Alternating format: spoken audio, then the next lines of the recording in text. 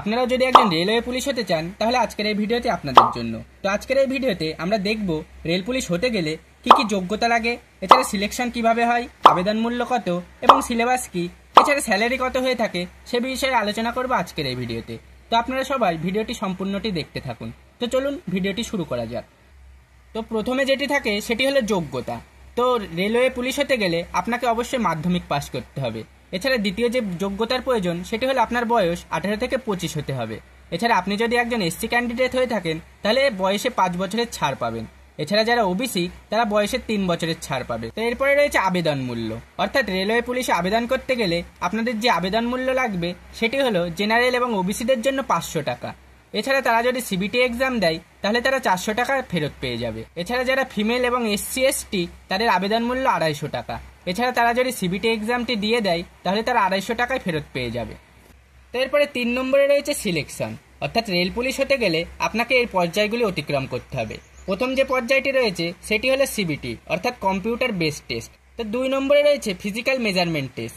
3 নম্বরে রয়েছে physical efficiency test. এরপরে 4 নম্বরে রয়েছে ডকুমেন্ট ভেরিফিকেশন, অর্থাৎ আপনারা আবেদন করার সময় যে ডকুমেন্টগুলি দিয়েছিলেন সেগুলি তারা আসল কিনা সেগুলি চেক করে নেবে।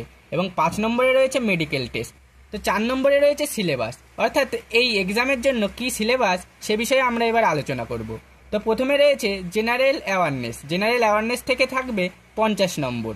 এরপরে থাকবে ম্যাথ থেকে থাকবে 35 নম্বর এবং জেনারেল ইন্টেলিজেন্ট এবং রিজনিং থেকে থাকবে 35 নম্বর এবং প্রতিটি প্রশ্নের মান 1 নম্বর করে থাকবে। অর্থাৎ আপনাদের মোট 120তে এক্সাম হবে এবং আপনারা যদি 3টে করে ভুল করেন তাহলে আপনাদের 1 নম্বর করে কেটে নেওয়া হবে।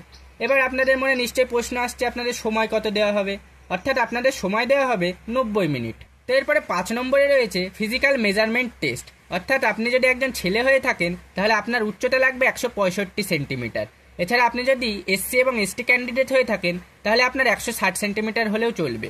আর মেয়েদের ক্ষেত্রে উচ্চতা 157 সেন্টিমিটার লাগে, আর সেই মেয়ে যদি এসসি বা এসটি হয় তাহলে তার 152 সেন্টিমিটার হলেও চলবে। এছাড়া ছেলেদের ক্ষেত্রে চেস্ট 80 সেন্টিমিটার হতে হবে, আর সে যদি এসসি বা এসটি হয় তাহলে 76 সেন্টিমিটার হলেও চলবে।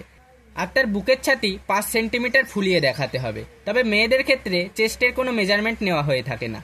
তো এখন আপনাদের মনে নিশ্চয়ই প্রশ্ন আসছে আপনারা যদি রেলওয়ে পুলিশে সিলেক্ট হয়ে যান তাহলে আপনাদের স্যালারি কত হবে। তো আপনাদের প্রথমেই বলে রাখি এখানে ঢুকেই আপনাদের অ্যাপ্রক্স স্যালারি হবে 25,000, অর্থাৎ মিনিমাম স্যালারি আপনাদের 25,000 হবে এবং যত দিন যাবে আপনাদের স্যালারি বাড়তে থাকবে। তো বন্ধুরা আজকের এই ভিডিওটি এই পর্যন্তই। তো এই ভিডিওটি কেমন লাগলো তা অবশ্যই কমেন্ট করে জানান।